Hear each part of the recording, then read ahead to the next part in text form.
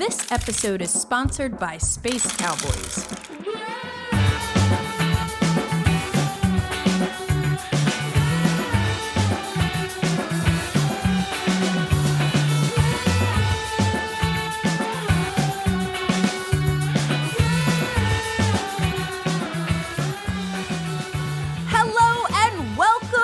Episode 27 of the Board Game Geek podcast, where we geek out about board games, the mechanisms behind them, and the people who create them.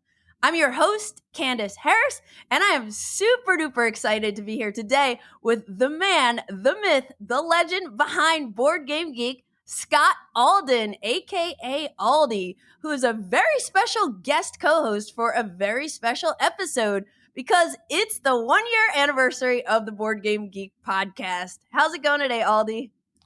Oh, it's going great. Congratulations on 1 year of podcasting. How time Thank you. flies. Yeah, I It's cannot unreal. believe how fast this year has gone by, too. I mean... Yeah, I don't know if I like that feeling. I mean, when we were younger, the year would take so long to get to the end of the year, and now it seems to come by way quicker every year. I'm not sure how that works. It's like a time warp for me. It definitely... Yeah, but anyway, congratulations. Thanks for having me on. Thanks. I'm glad to be back. You're the first returning member. I think I've listened to every episode, I think. I'm pretty sure I've listened to every episode. There's going to be a quiz at the end. A quiz, yeah, okay. Oh my. But yeah, I was kind of well, first of all, what's new in your world? I know we catch up on Slack every once in a while, but yeah, no, it's been pretty laid back, I have to say. Got back from the BGG cruise, and then we had COVID, unfortunately. Yeah. So sort of been dealing with that in my life, and I feel like maybe it's not completely gone, maybe lingering effects, which is unfortunate, but I'm feeling fine. It's just some things are not the same as they were. But all that aside, I mean, it's getting ready for BGG Con fall. I was going to say spring. It's the fall one. It's the one downtown Dallas. That's going to be coming up here in November. We got a nice package of games from the team at Gen Con, and we got to unpack all that, I should say, and like sort of like make sure everything was there, because the games got pretty heavily played at Gen Con. So we were kind of doing piece counts and like make sure all the pieces, like we had a lot of missing pieces, honestly. Like there was a big box of things we didn't know. The pieces were there, but we didn't know which games they went to. So we were like kind of trying to identify where the pieces went. So that was kind of fun. I was just gonna say, sorry, that last day we were kind of packing up the boxes for the Hot Games Room library. We were walking around, and I think Eric won. He ended up finding like 10 pieces, and they blend in. Those hotels have weird rugs on the floor, so they blend in. They're very camouflage stains, really, I think is what the point is. So you have to really like look hard and pick it. But anyway, I think we found homes for everything. There's a few generic pieces, like where does this cube go? It's like, well, you'll never figure that out. But we post the pictures on social media, and people, it's sort of like a game. Like we put a number and take a picture and say which game, because harvesting the wisdom of the crowds to find our missing pieces, where they go. And of course, there's always that person like, you should take better care of your games. And it's like, okay, yeah, thank you. We do try to take care of our games. But, there's always that person that's not quite, they don't get it. You know what I mean? But anyway, other than that, things chugging along. And we had the meeting for the Essen trip next week. Everybody's going to Essen, so that should be fun. Or I guess it'll be after this. You'll be there. You'll be there when this podcast is going live. Not quite. I'll be getting ready to fly to Amsterdam when this podcast drops. We're still in the future, but only slightly. Not quite into Essen. Exactly, but we're SPIEL. It's crazy. It's right around the corner. But yeah, I was just thinking about it. I was like, I can't believe it's been a year since we've, been doing this podcast. And I was just like thinking back to when I originally pitched it. I was like, oh, this is going to be like a 45-minute per episode. And then I was like, oh, maybe an hour. Never happened. It never happened. What's the shortest it's been. I think I looked it up. Maybe an art episode was probably the shortest. No. Like an hour. It was Lincoln, Lincoln, I think. I think Lincoln's episode where we talked about 2-player games, I think clocked in around like an hour and 12 minutes or so. So I think that was the shortest. That's under 1.5 hours. And then I think the 2 longest were the one I did with Ben, the 18XX episode, and I think also the one with John Gets Games, Jonathan Cox. That one was like 2 hours and 12 minutes. But Well, you go where. That's the cool thing about podcasting. There's no rules. Yeah. Like I remember speaking with Reiner Knizia. By the way, I don't think that podcast is available anymore. It's not really out there. But we did a 3-hour podcast with Reiner Knizia in the middle of the night. It was his time. And it was just, there's no rules. We just That's cool. recorded it all and put it all out. And he's sort of chastising us. Like you should trim these down. And I'm like, well, why should we trim it? I mean, I sort of was against it. I'm like, we might have some things that people would be interested in that we wouldn't cut out. Like if I do the edit cut, I might be taking out things that other people are interested in. Anyway. What was that? Anyway, podcasting has obviously evolved. What was that Pardon? about? Like that, were you interviewing Reiner Knizia or was it? Yeah, we were interviewing. Yeah, back in the day, the original Board Game Geek podcast, it's called Geek Speak for those people that remember. It was just an interview show. And this was before internet could do calls. And so I had a really expensive piece of gear that would hook to the phone and record on the computer. Whoa. Yeah. Whoa, that's crazy. And I spilled a glass of wine on it and blew it up. For real? 5 minutes before the episode started with, gosh, who were we interviewing? I'm trying to remember who I called. And I said, I got on the phone with them and then, you connect all the gear up and then we drink wine and do the episode, which made it quite interesting, especially in a 3-hour podcast when you're drinking wine for 3 hours, kind of takes effect. And then the slurring kicks in a little bit.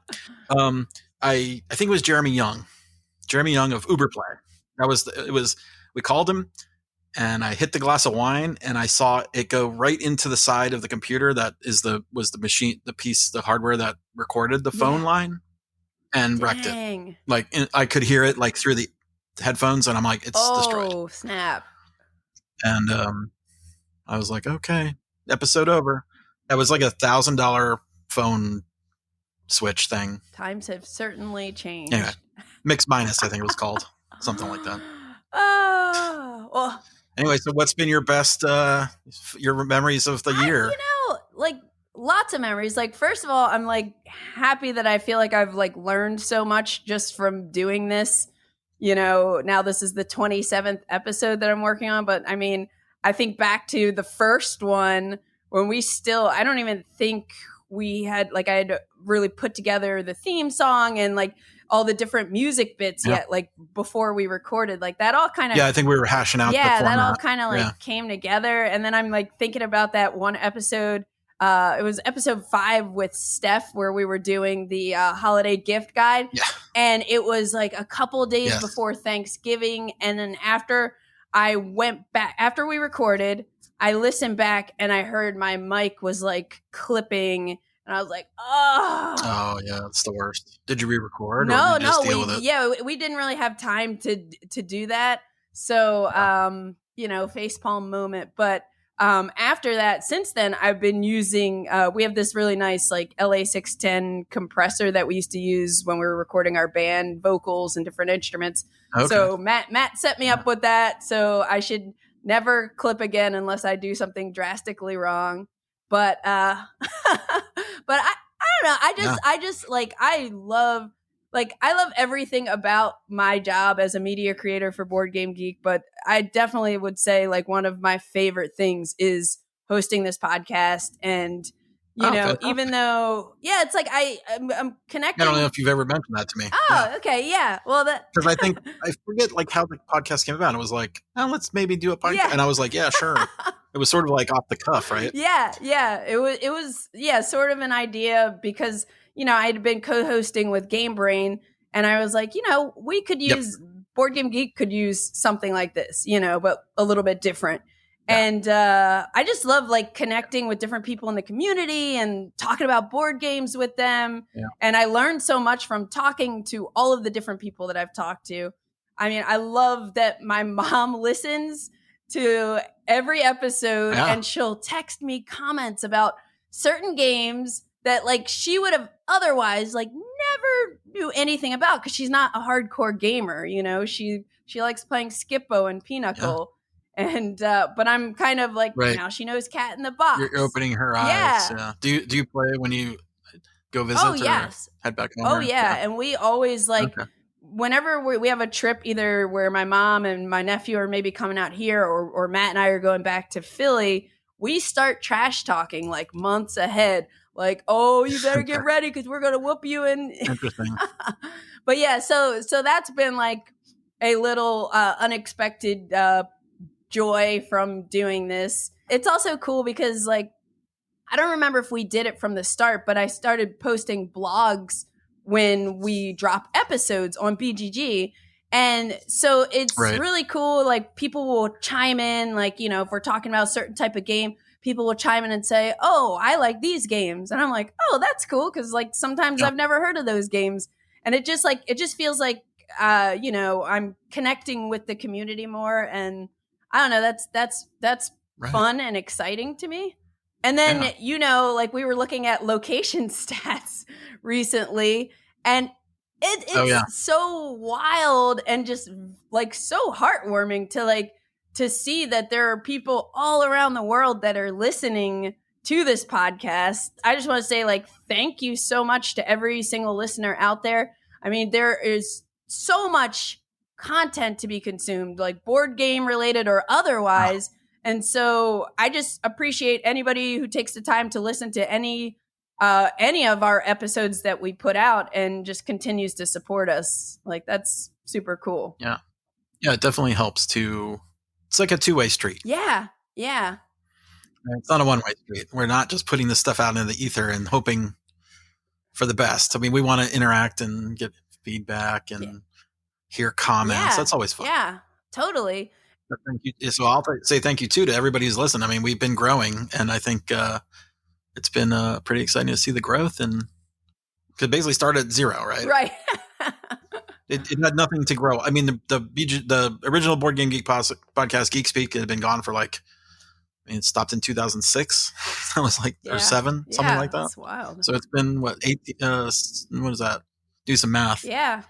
So it started it was 15 years since the last podcast from Board Game Geek.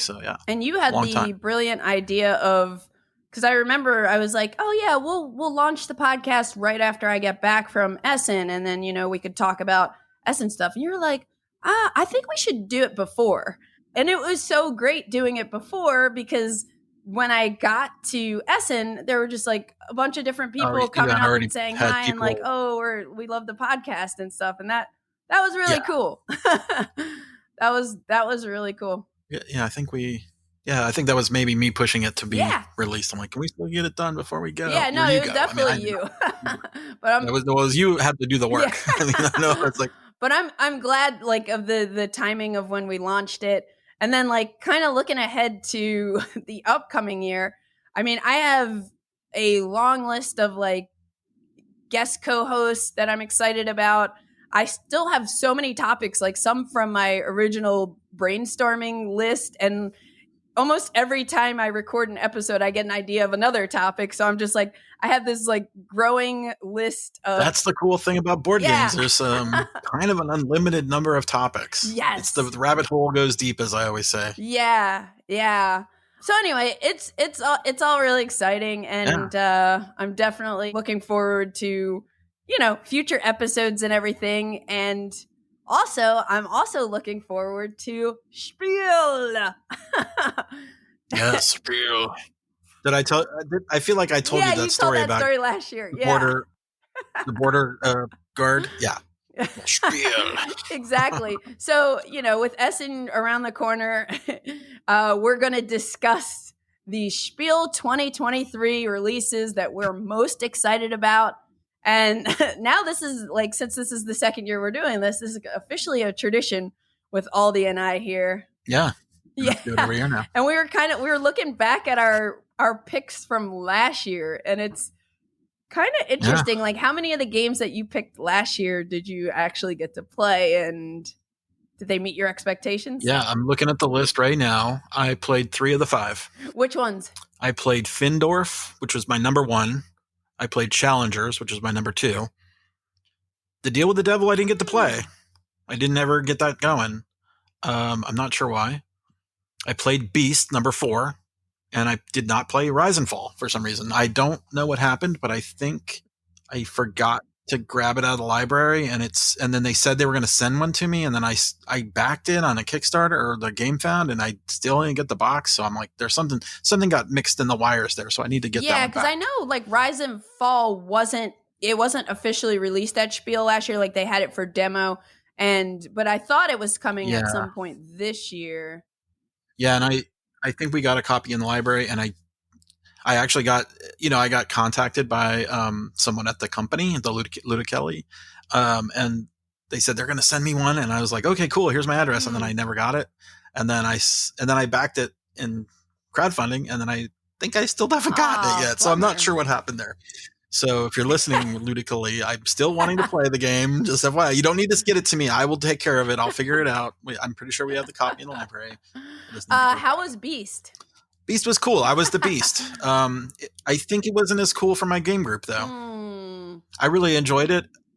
Them, not so much. That's a bummer. Not sure why. It sort of it felt a little slow for a hidden movement game, like too much time to take. It took a long time to play. And sort of, I enjoyed it, but I don't think they did. So we don't usually go back to games if someone doesn't enjoy. Yeah. But because you have a different situation with having your same game group that you play with every week. Yeah, it's always usually the same 4 guys. So like if one of them, in fact, I don't even know if we finished it. I hate to say that because I don't like to judge a game not finishing it. But when someone's not really having fun and there was, I think you play 3 nights, and I think we played 2 of the nights. Gotcha. And we just didn't do the third because it was one of the guys was just like, Well, I'd be down to try it at BGG Con or something if you want to. I might come back to it. We might have to come back to it because I feel like we're in the minority. People seem to really like that game. Challengers, however, I really love. Cool. And Findorf I really loved. So those 2 were great. Awesome. Yeah. I played everything. So I had War of the Ring, the card game, 1880 China, Deal with the Devil, Undaunted Stalingrad, and Great Western Trail Argentina. So I've actually played them all a couple of times, actually. Oh, cool. I really liked War of the Ring. Yeah. It's great. Yeah, that was quite good for me. Yeah. I liked it. I want to play that one more. I think that's the only one of your 5 I played. Oh, really? Yeah. Yeah. Deal with the Devil was cool. That's one that I've been wanting to kind of get back to because I always was playing it with new people. I think I ended up playing about 3 times so far. And it kind of has a bit of a learning curve. It's not as crazy. I would say like if you're learning it from scratch and nobody knows how to play and you're like one person's reading the rule books and you're all playing for the first time, it's going to seem a little complicated. But after the first game we played, like I was able to teach it to people much easier because I understood it. And it's not that complex. I think it's just that it's a little different. And I think the Euro game aspects of it are, if I recall, like very straightforward, like get resources, spend this to make buildings. And then, but it's like, then you have these like hidden roles and you're doing this secret trading. Right. So So I want to play this more, but I want to play with people who know how to play it also. I'm going to get to it. I will definitely prioritize that for the next year. I guess I have to get next year to get it played. Yes. And then I got to play 1880 China, which I loved, although it took a long time to play. so far, I started a campaign of Undaunted Stalingrad. I think that's like really fantastic. Yeah. And I loved Great Western Trail Argentina. I want to play Undaunted Stalingrad. I just don't know how I'm going to do it. Oh yeah, I'll just it's a two-player, I'll just have to come out to Dallas after I finish my campaign. Yeah, if you want to come out just play and hang. if you were here, for sure we'd do it. But yeah, a little bit of a distance. And how was Great Western Trail Argentina? Oh, Great Western Trail Argentina was awesome. It again, I love Great Western Trail, the base game. And to me, if you like Great Western Trail, this is a different take on it, but it still feels Great Western Trail. But you have to kind of do the loop. You're still doing the rondelle loop. But there are like a lot of twists and like differences that you can't play it exactly the same way. It's really good. And now, of course, New Zealand, Great Western Trail New Zealand came out at Gen Con, and that is really, really great too. I saw a picture of that from a upcoming potential thing that we do, which I'm not going to spoil, but if you know BGG stuff, you would know where it will be. And that looked intense. That board looks amazing. It is. It's beautiful. It's kind of a beast to set up.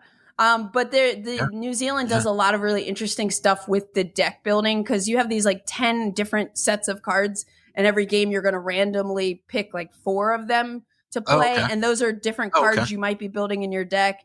Then there's this like discovery track you can go up, and sheep. One of the sheep is named Lincoln also. Yes, I remember that picture.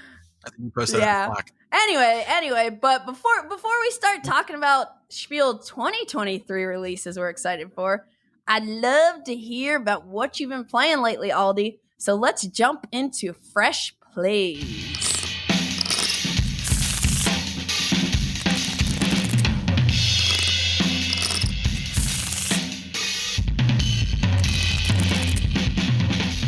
Yeah, fresh plays. So let's see. I've not been playing that much. Unfortunately, we've got COVID in the group again. Not me this time. Someone else. So we've had to cancel for a few weeks. Now, we did get the games from Gen Con that were in the hot games room. Thank you for packing them up. we were unboxing them, and we put them all on shelves and all that stuff, getting ready for BGG Con. And I caught the one that caught my eye, and I grabbed it off the shelf, and there was only one copy, so I think it was a hard one to get, was World Wonders from Arcane Wonders. I'm not sure who the designer is. Actually, let me look that up real quick. Sure. I want to give them the props, because I really, really liked it. Right? And we played it, and we basically cold read the rules. No one taught us. Z Mendez. Okay. Or Zay. I'm not sure if it's Z or Zay. Probably Z. And I think have they designed another game before? Yes, Brazil. Oh, last year. Brazil Imperial and a game called Footboard, which I don't know, but Brazil Imperial I have heard of, and that's quite highly ranked on BGG. Yeah. But World Wonders was a buying tiles game and then putting them on your tableau, and then buying buildings, or sorry, not buildings. You have the buildings first, and then you get the wonders. So you're trying to build the buildings that the wonders need to support the wonder. Gotcha. So if you're building, let's say Machu Picchu, it's one of the wonders, you have to have a certain number of farms, and that Machu Picchu needs to be next to those farms. So it has like sort of a tile adjacency requirement, and it's a grid. So you can't build in the middle of nowhere. You have to have everything connected by roads. So you have this little tricky thing of like, okay, I need a road this turn, and then I need a building. I need that building, and the buildings all wipe away at the end of the round. So it's quite tense, and you have 7 gold to spend, money. And the kind of interesting rule that I thought was cool was if you buy a wonder, you spend all your remaining money. Oh. So either if you buy the wonder like as your first action, you spend your whole money and you're done. Like that's it. Wow. You can take a loan, but loans are not fun because you have to pay them back, and they're negative points at the end of the game. But so you have this interesting timing thing where you're trying to build it goes around in a there's a turn order thing. You can also buy turn order. Okay. Which is, spending money to get in front of people, which lets you get the good buildings first, and then lets you get the good wonder. So you have this like interesting jockeying position. And it's really a fast game. I think we finished it in an hour. Oh, cool. That's with the rules read from the rule book, like super quick. And it looks amazing. And I think it's going to do well. That's my gut instinct. I think people will enjoy it. Now, assuming they get enough copies out into the world. Right. Because I wrote to the Marking Wonders and asked for, I said, can you please send me as many copies as you want to for BGG Con? Yeah. And I think I'm going to have to be on my own to try to get more copies. Gotcha. So I think I'm going to have to try to get a few more at Essen, but I think it will be popular. World That's Wonders. My gut instinct. Okay. So, yeah, World Wonder. Oh, World Wonder. Yeah. And it's World Wonders plural. Okay. Not World of, it's just World Wonders. Like straight. Yeah. It's a little like, is it the World of Wonders or World of One? No, it's just World Wonders. And they look great. They're all wooden buildings, not plastic or anything. It's just wood and it's painted wood and they looked good and they look cool. And there's like 15 or something wonders in the game. Like it's a lot. Awesome. Yeah. Sounds cool. Game. Sounds cool. Last night, I ended up playing Star Trek Discovery Black Alert for the first time. Black Alert? Yeah, okay, I don't know that. I don't think many people know about this. It is a 2023 release from WizKids. They were demoing it at Gen Con, and it's the designer is see this cover.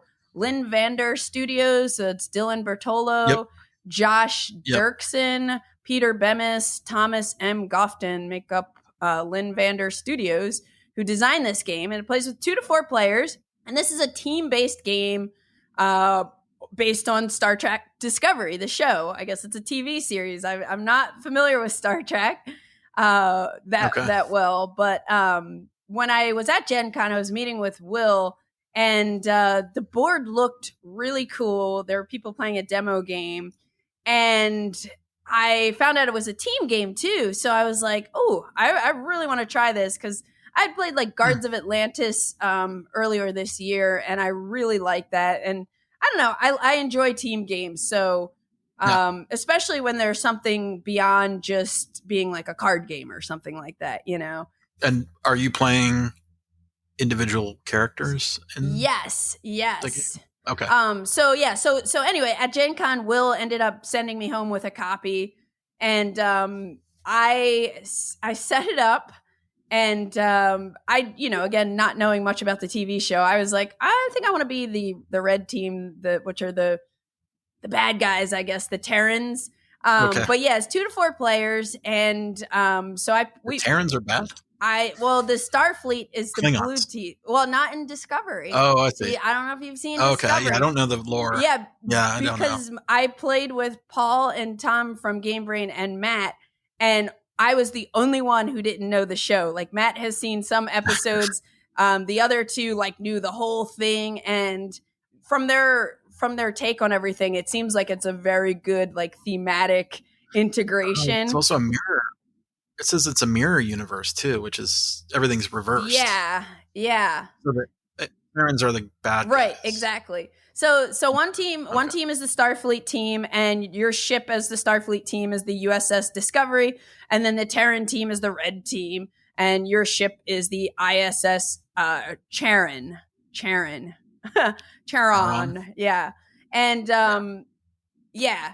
Or Charon. I don't even know how. Yeah. Charon. Isn't that like a moon? People who are listening right now who watch the show are probably laughing. But each player gets a character. So you asked if we each have a character. Everybody, you get a character for your team. And I think they have about 5 or 6 different characters you can choose from. And each character has their own special ability that's a once per game ability. And then each team has their own command deck of cards that, both players will draw from. And the goal of the Starfleet team is to basically return home. They have this spore drive network technology, and they're just trying to get home, find their way home. So what that means in the game is that team needs to complete 3 missions. So on the board for this game, there are 6 different spaces that could be missions, and at the beginning of the game you'll shuffle and draw 3 mission cards, and so there will be 3 locations, 3 hexes that have a space on them. that are like where you need to get for this mission. And the mission will tell you what you need to do. Like usually it's like spend a resource or two, and then you have to also play a certain value of cards while you're at this location. Okay. And on your ship, whatever location is associated with that mission, that location on the ship, like that room, cannot be damaged, because you need to like go to like the cargo bay, and like first you need to fly to the debris area or whatever. That's the like location. Get the ship there, make sure you have the resources, and then you go to the cargo bay. And if the cargo bay is not damaged, so sort of thematic missions. Yeah, right? Like exactly. Rescue the. So that's. Yeah. I mean, I can Star Trek tropes. Yeah, exactly. So that's basically their goal. So and then the other side, the Terrans are trying to kind of like interfere with that. And then their goal is to successfully play these three infiltrate cards. There are a bunch of different infiltrate cards in the command deck of the Terran team. So I found it to be, as a Terran player, rookie Terran player, I found it to be kind of hard because we have to basically get our ship, the Charon, onto the same tile as the Discovery. Then we need to get one of our characters aboard that ship. And then we need to play the infiltrate card from one room. And one of the like really cool things about this game is certain actions, including all of the infiltrate cards, you have to do a challenge before you can, I can't just hop on the ship and say, hey, we're taking over, Yeah, exactly. So you have to do this challenge where you're bidding cards. And basically, if I'm like, let's say I'm the person playing the infiltrate card and I was able to get onto the Discovery, I'm in the weapons room and I'm saying I'm going to take over the challenge, or I'm going to take over this weapons room, but we have to do a challenge. So me as the initiator, I get to play up to 3 cards face down. And all these command cards have a value of like 0 to 3, I think. Maybe, no. Maybe like 0 to 5. I don't remember exactly. But anyway, we are secretly bidding cards. Now, if the player on the Discovery team was in that room, they could play any number of cards. But if they're not and they're on that ship, they'll be able to play 1 card to kind of defend. Then we reveal those cards and total them up. And then you're going to do a blind draw, a bonus card draw off the top of both of our decks to kind of like modify it a little bit.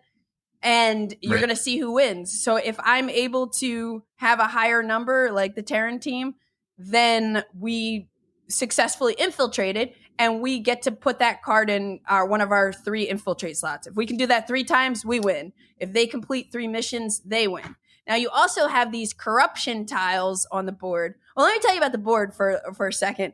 The board has these hex tiles.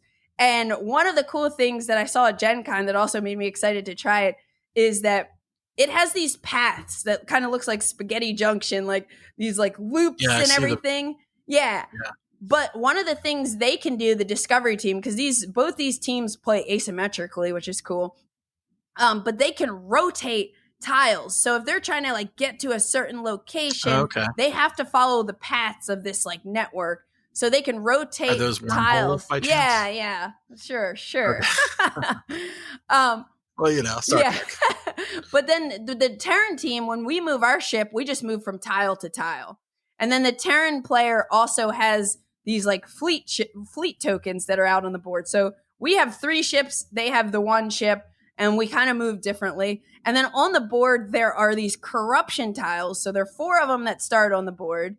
And as the game progresses, depending on what player or what cards we're playing, corruption tokens might come out onto the board.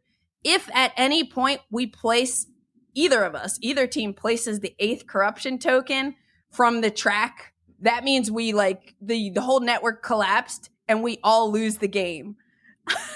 Oh, so it's semi-cooperative. Sort of. Like you have your own goals, and the other way the game can end without like everybody losing is if you damage the other person's ship. So if the Discovery, let's say, ended up with 4 rooms damaged, they automatically lose. So you also have to like watch out for different things that are damaging your ship. Okay. But we got to a point where the Starfleet team had completed 1 mission, all of a sudden that corruption started popping off, and we were like, oh my goodness, like, is this game going to end with the corruption situation? Right. On the edge of our seats. I guess that's interesting. Yeah, it's one of those games that if you're going to lose, do you just make it so everybody loses? Exactly. Like, exactly. I don't know yet. Yeah. I don't know yet, but I definitely was thinking they were ahead of us. So I was not going to be mad if the whole network collapsed. Yeah, I mean, that's one of those things in a semi-co-op game. If you're going to lose, you just take everybody down. Yeah.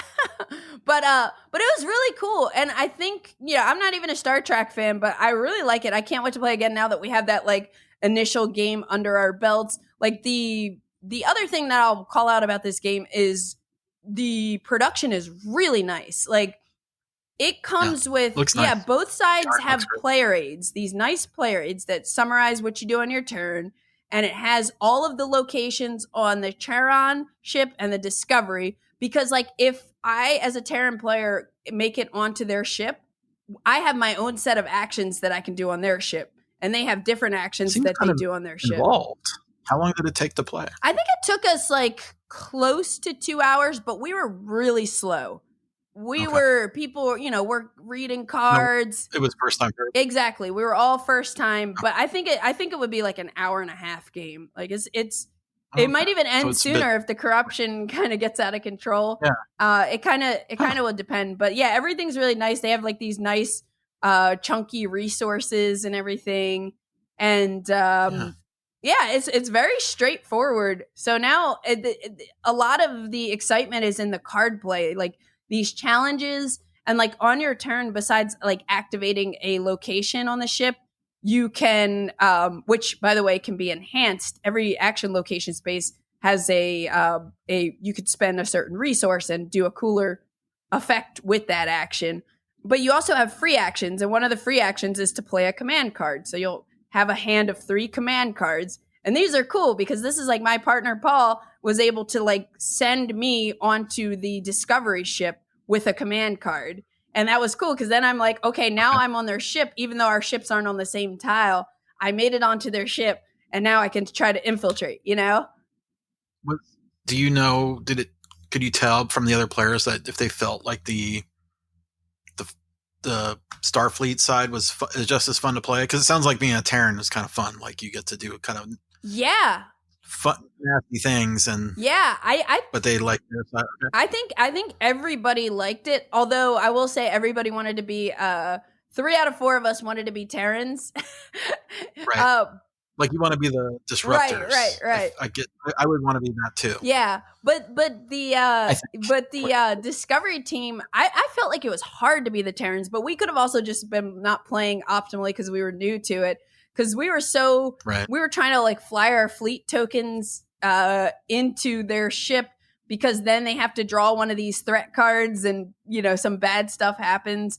And I think we needed to focus harder on the on infiltrating, which we were trying to do, but like I think it might be a little bit harder. Now on my radar, I'm going to have to try to get this played as a group. I don't even know if anybody in our group watches Star Trek Discovery. It's still fun though. Yeah, it's got Star Trek isms in it. Like it's got phasers and shields and all that stuff. And even if it was just a generic space game, like I think you would enjoy it. Yeah.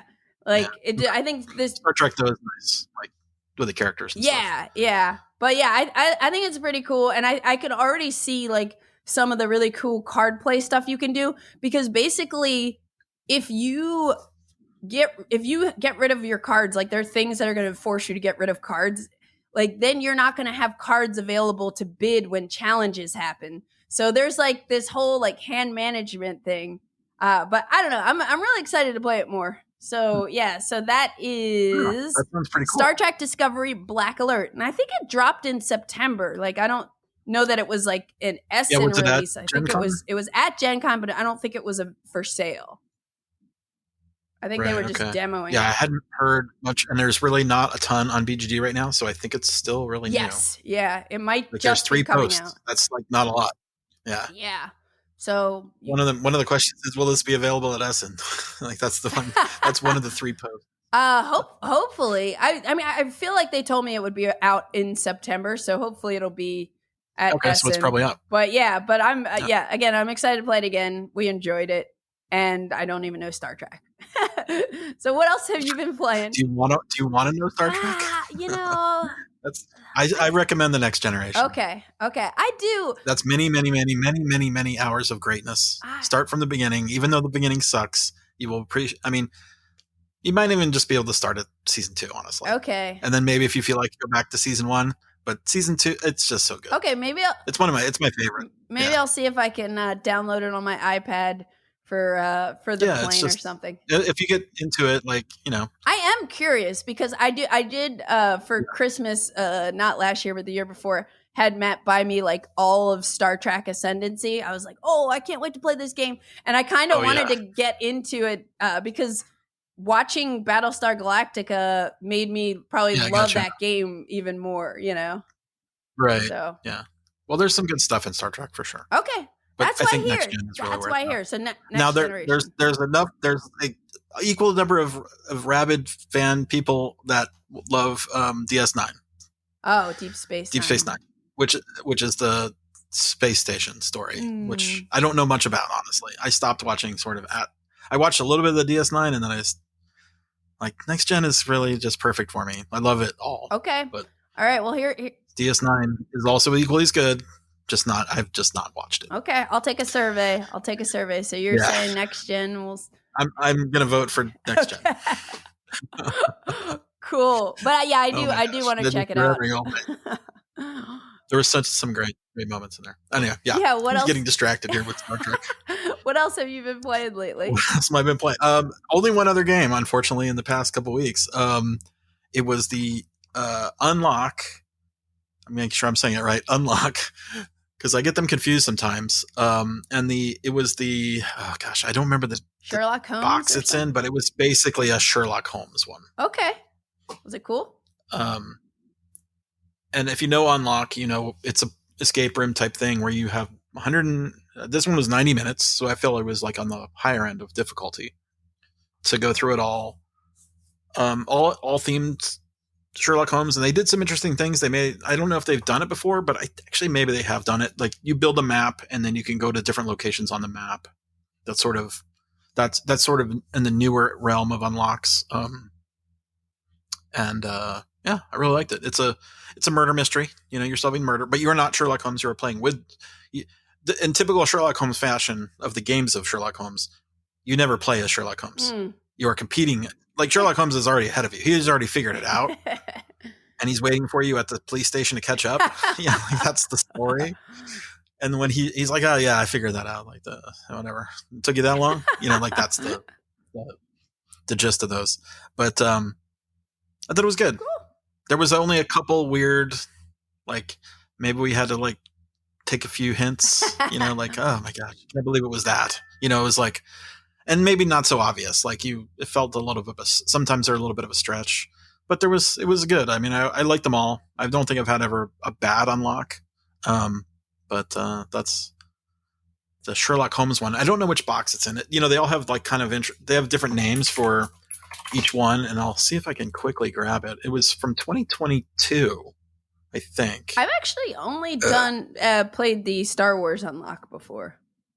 Oh, the Star Wars one? Yeah, the Star Wars ones are good. I like all of those.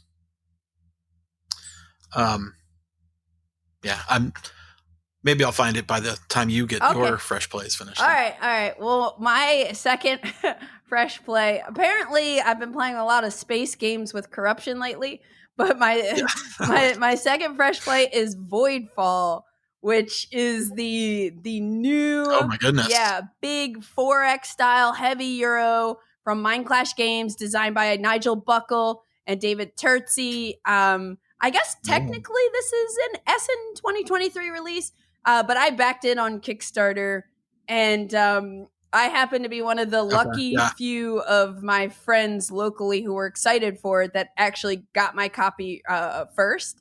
So I gathered a couple people for a 4-player game that night, and it is a beast, I will say. It took 2 hours to take it, punch it, right? and kind of get set up for that first game. But like basically we played a 4-player game Friday night. And at some point, I don't remember if it was Friday or Thursday, but my friend Jordan he's also on the Gamefound podcast. He was very, very hyped for Voidfall. And so I knew, like, I was like, I'm going to definitely have Jordan over. And plus he was down to teach. So I was like, great. But he wanted to do a Game Brain episode and talk about like initial impressions of it. So he coordinated a game the next morning with me, Ben, and Jordan. So within 24 hours, I played it twice. And and then right after that, we recorded an episode for Game Brain podcast together. And so I would encourage people to go there for more thoughts on it, but I'll just kind of quickly go over a few highlights. But again, this is a big 4X style heavy Euro game, big box. It's one of the, I guess, unique aspects of the game is that it comes with like a book of all these different scenarios. And these scenarios have different map setups and different event cards. And like with the map setups, we're talking about hexes, like a hex map you'll set up. But also you'll be placing these like NPC ships out there called the Voidborn. And then you have different factions you'll play with different setups.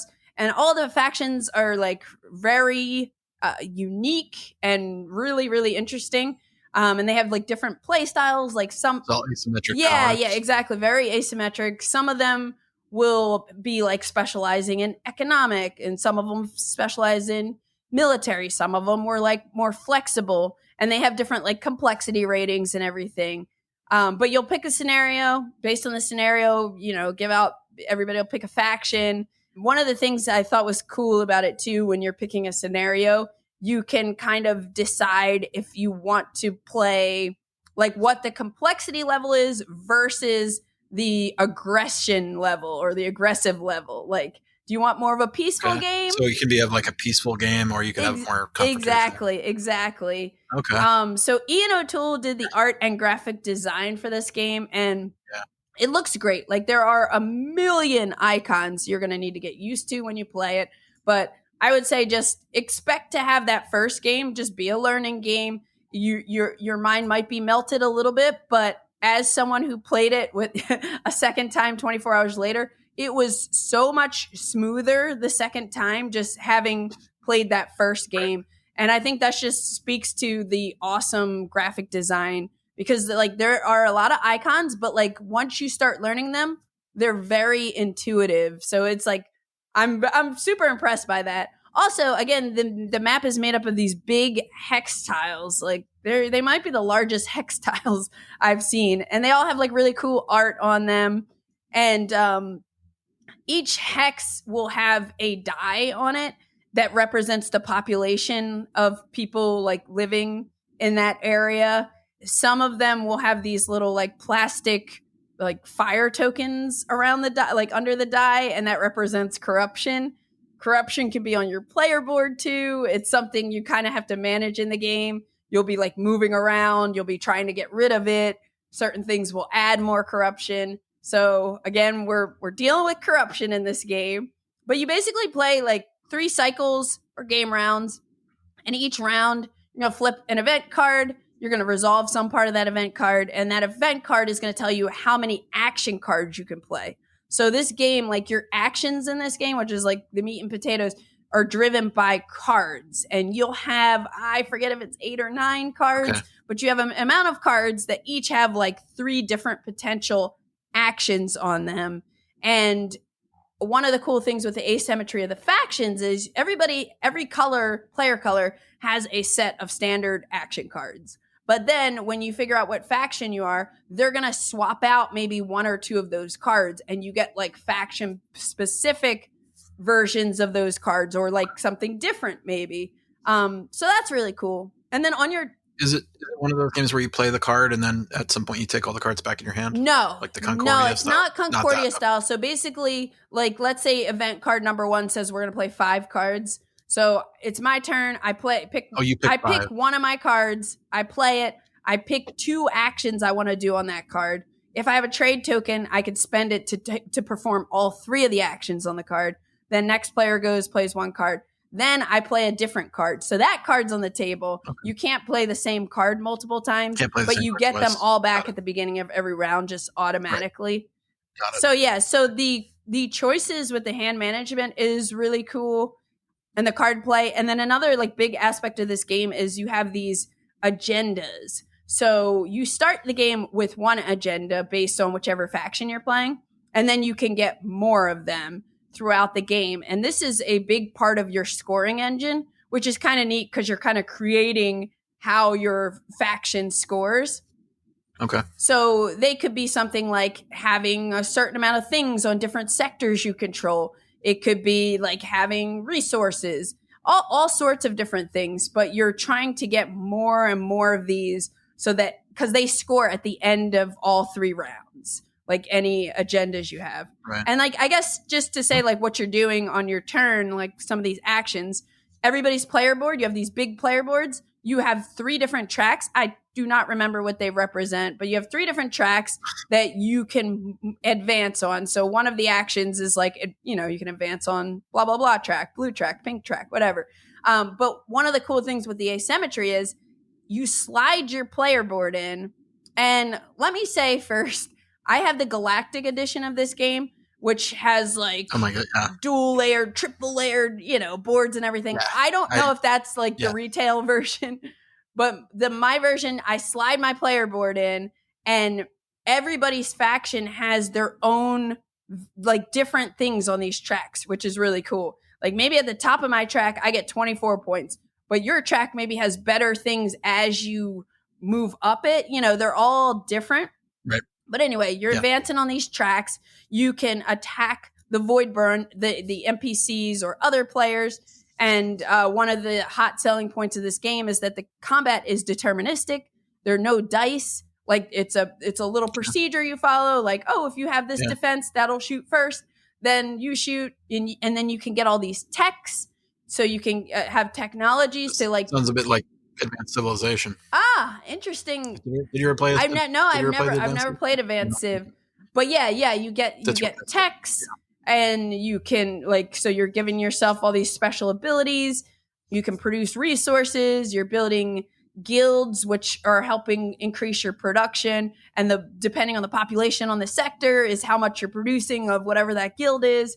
And then you're like, you could build more ships, and again, you can attack each other. But it's very like heavy Euro gamey, like kind of economic almost. I enjoyed it, and I especially like I enjoyed it more the second time for a couple reasons, because obviously I'm more familiar with it, so it wasn't like as taxing on my brain. But also, I found, and I don't know if everybody agreed, but I found downtime to be a little bit of a problem for me. Like I would play a card and like 60% of the time I would immediately know what card I wanted to play next. And then especially in the 4-player game, it's like someone would play and it's like you're triggering action number 1, triggering action number 2. It's a multi-action. Yeah, it's a multi-action. Yeah, it's I don't know if I like that. It felt kind of trend in Euro games. I like atomic quick. Those quick actions. That makes the game faster. Yeah. But when you have a multi-action card, that definitely, I can see it slowing down. Especially if you get to pick 2 of the 3. Yeah. Like, well, which 2 am I going to do? And some of them are thinky. Some of them are thinky. So even if you know, like when it comes to your turn, even if you know exactly what card you're going to do and exactly which 2 actions to execute them, you know, it takes time. And again, this could all be like, we're new players, you know, maybe 5 games down the line, like we can speed this up. So that's just like a very initial hot take that like that was a little annoying for me because I typically play faster. Yeah. And I'm like, I'm ready to go. And I'm just sitting there. And I felt like, again, this could be a new player thing. I was rarely paying attention to what other players were doing. Other people are, well, it's a big universe. Yeah, exactly. Like people, you're all the way over there. Like, I don't care what you do.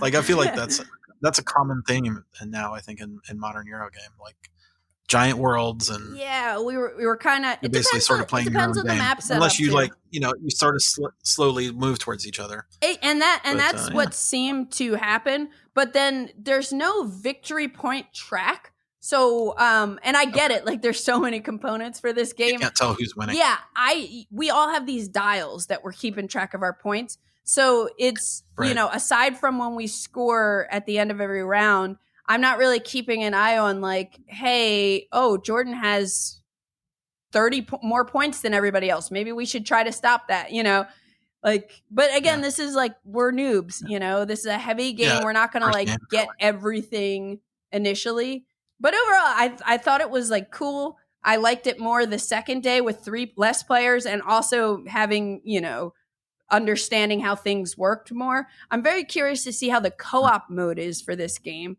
Oh, I didn't know there's co-op mode. There's solo. That would be my jam. Yeah, the solo and co-op, because I'm curious about that. So I definitely want to try that. Well, there's a copy in the BGG library, and I have to say it was punched by a nice couple that came and helped us with the BGG library setup for BGG Con, and they took 4 hours to punch it. Yeah. I mean, it's huge. Big game. It's huge. But the cool thing that I love about like what Mindclash does with these big boxes is they always include like instructions that are like, here's what goes in this bin, here's what goes in here, here's how you stack them in the box. Like that is all so helpful. But anyways, if anyone's interested in more thoughts on Voidfall, check out that Game Brain episode too. And I'm sure, I think it's got a lot of content on BGG already. It's 150 photos. Yeah, I was looking through the photos. It looks great. It's really cool. I mean, it really does. I'll have to send you some pictures of because the 4-player game barely fit on my table, and I can fit 6-player TI4 on my table, so it's big. Okay. I also want to try it with 2 players too, because that might be like really cool. Are you into the co-op stuff at all, or do you? Yeah, or you just I love co-op. Play the con? Let me know how it goes and see if I will, because I have play in my brain and see if I would play as me. It just sounded. But I mean, I really want to play it because I love the look of it. It looks so cool. Yeah, and like we could put it on the list for BGG Con too. I can teach it, so potentially. Yeah. Anyway, so that's Voidfall. That's Voidfall. Those are Voidfall and Star Trek Discovery Black Alert, my 2 space games with corruption. And now a word from our sponsor. It's game night season. Imagine gathering around a table for endless challenges and dreams. Are you seeking a strategy game that's both accessible and addictive? Look no further. Introducing Spellbook by Space Cowboys, a game with endless possibilities. Become rival wizards in the annual Grand Rite. Your mission? Be the most powerful by mastering spells and nurturing your magic skills. With over 2,000 spell combinations, each game is a unique, exciting challenge. A free app even lets you create and share combos before you play. And get this, Spellbook has a solo mode to sharpen your skills. Ready for the magic? Head to your friendly local game store and dive into Spellbook. A season of unforgettable game nights awaits. All right, let's talk about our Spiel 23 releases. Yes. More games. So, Aldie. Yes. I know we both have some honorable mentions, which we'll throw in at the end. But what is the number 5 game on your list that you're looking forward to? Starting with the number 5. Okay. I think I've ordered these correctly. I didn't make them in order, so I want to look. Let me rearrange this for one thing.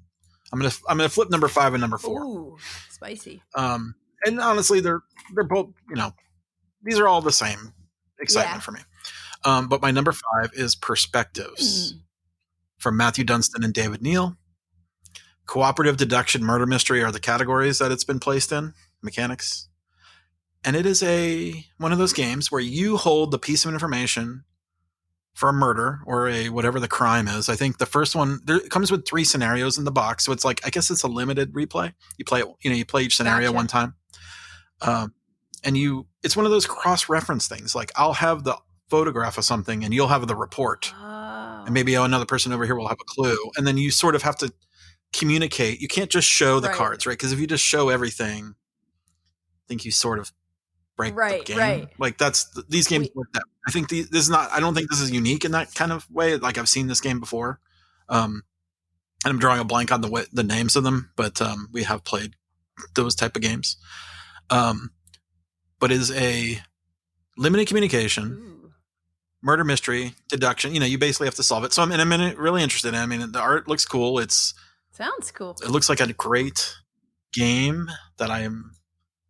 It's low. It looks like low impact. Like not going to be like that hard. Like you jump right in. The rules are going to be simple. Solve it. It's got Vincent Dutray artwork, and an artist named Ann and Seb and Lookie. I don't know those artists. Okay, we know Vincent Dutray. Well, that's the name. So, BGG. So and it's a Space Cowboys published game, and it basically says, let's see what it says on time. 60 to 90 minutes. So one scenario could probably take an hour and a half, which is cool. Like, one of the cases is set in India. It's a museum theft. Second case is in California, rock music and poison. I guess it's a murder, or maybe someone's poisoning somebody. I don't know. It's called The Dregs. And the third one is from Buena Vista with Love. Case 3, South America, gangs and murders. And that's it. There's not a lot of descriptions on these, and there's not a lot of pictures. But I am very interested. That sounds cool. And I've been like loving these limited communication games, and I like the idea of like, hey, we all know something, but we can't talk about what we know, but we just have to kind of still work together to figure it out. Yeah, you have to piece it together. That's cool. Yeah. I like that. Perspectives. Yeah, that's number 5. Perspectives. Cool. Space Cowboys. And it is for sale. I don't know how much the price. I don't know if I don't have the prices on anything, but you can look it up on the BGG preview, which is where we got all this every from. single one of our games are on the BGG preview. Love that. Love that. So my number 5 is Wizard's Cup. So this is Wizard's Cup. Have you heard of it? Okay. No, I think it. I mean, here's the thing. There's 777 standalone games. I filtered it out and only for sale. Help with this. So my friends from the Trick Talkers podcast, Ryan and Patrick, and like Taylor Reiner from Taylor's Trick Taking Table, they always know a bunch of like deep cut trick taking games that are imports. So I was like, hey, what should I look out for when I'm at Essen? And one of them mentioned Wizard's Cup to me as it's Seiji Kanai, who's the designer of Love Letter, and it's from Jelly Jelly Games. It's a 2-player game. Yep. And the idea is there is this magical dueling tournament that is held once every century called the Wizard's Cup.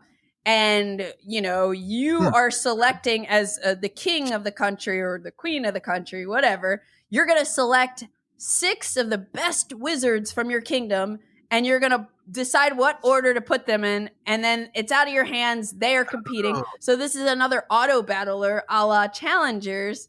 But you're building a deck of 6 cards, putting them in order, and then they're going to battle against your opponent. 2-player game, plays in 15 to 30 minutes. I don't know. I'm curious. It sounds like it's going to be just cool, something small to. You pick the order. Yeah, you pick the order, and then you're probably anticipating what your opponent might decide to do. Yeah. That's neat. Yeah, so I think it's going to be a nice, like, small game. Break it out, when you're waiting for your food to come in at dinner. There's not a lot of artwork on nothing. the Yeah, there's not much at all. I was hoping some cards would be put up there, but I know. I'm like, how many cards are included? I don't know. All I know is you're building a deck of 6 cards. Yeah, because you only pick 6 cards. I mean, if there's like 100 cards, that would be awesome, right? Like 6 out of 100, or how does it work? I know, me too. Yeah, I have no idea. Like, there's not much info on it, but I'll report back. I will report back. Yeah, so that is Wizard's Cup. What's your number 4? Okay. Number 4 is the Cathedral of Orléans. You know this one? Yeah, you know Orléans, right? That's a Reiner Stockhausen game. This is also designed with Wolfgang Dierscheri, I think that's how you say it, and Marcus Mühle. And it is a co-op version of. It's not a version of Orléans, but it's in the Orléans universe. And it's a bag drawing game, but there's 2 bags, and you have to sort of. Yeah, it's interesting. I'm not exactly sure exactly how it works because game's not in my hand. But you have 2 bags, and you have to decide which one you want to draw to get what you need. Oh, interesting. And then you also have to. I don't love memory, but it says you do have to remember where something gets put. So I guess there is a sort of memory gotcha. aspect to it, which is kind of interesting. And you're building this 3-dimensional cathedral. Cool. So that looks cool. And it's got all that cast characters like the knight, the monk, scholar, trader, crafts, the same Orléans. Yeah. Orléans people. Cool. And I'm just like, yeah, sure. I mean, I like Orléans pretty well. Like, it's pretty awesome. So hopefully this will be as equally as awesome. And there's a board, but co-op too. So I'm just like, yeah, that's got me. Got me all over. Is it a co-op game or does it have a co-op mode? Yeah. Okay, it is a co-op game. Yeah, 100%. I don't see any aspect of it being competitive. Yep, it says we take actions cooperatively, and we are divided between the pouches are divided. So you always says which pouch do you draw from, and you have to remember which bag they go into at the end of the round. So I guess and then it says divide your duties between one another in order to work out your strategy as effectively as possible. Interesting. So I saw this one, and it's not on my list, but I'd definitely be interested in playing it. I like Orléans quite a bit. I kind of try to split my list with cooperative and some competitive, because I think cooperative ones get overlooked a little bit sometimes at Essen because they're usually not the top. Yeah. But so Orléans Cathedral? Cathedral of Orléans. Or Orleans, the Cathedral of Orleans, as we say in America. The next game on my list is actually 2 games because it's an accidental twofer. And it's an accident because I picked one game and then I looked up the designers to see what else they worked on. And I discovered they had another game that they're both coming out. And I'm like interested in both of them. So I did a combo here. A duo? A twofer. Yeah, twofer? Accidental twofer here. So the game that I initially picked was 1902 Méliès. And this is designed by Eloy Pujadas, who is a designer based in Barcelona and designed Shikoku in 2018, which I've never played. And then Ferran Renalius from Manresa, Catalonia. Ferran is one of the designers of Lacrimosa and also of 1998 ISS, which I demoed last year at Looping Games, and I bought it, and I never ended up playing a full game. But now I'm like, I got to revisit.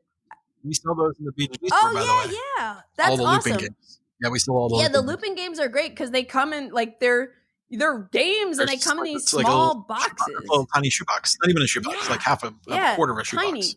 Tiny. But the pack a punch. Yeah, exactly. They for the size of the box, like they're like solid, kind of like medium weight games usually.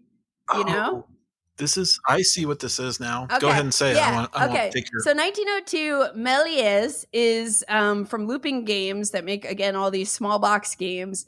It plays with 2 to 4 players, and basically in 1902, Georges Méliès filmed the first like sci-fi movie, A Trip to the Moon. So in this game, we are playing as his assistant directors, and we have to assemble sets and get special effects together, direct actors, shoot scenes, splice them, and hand paint the color to like make the sequences to help create the first sci-fi film, A Trip to the Moon.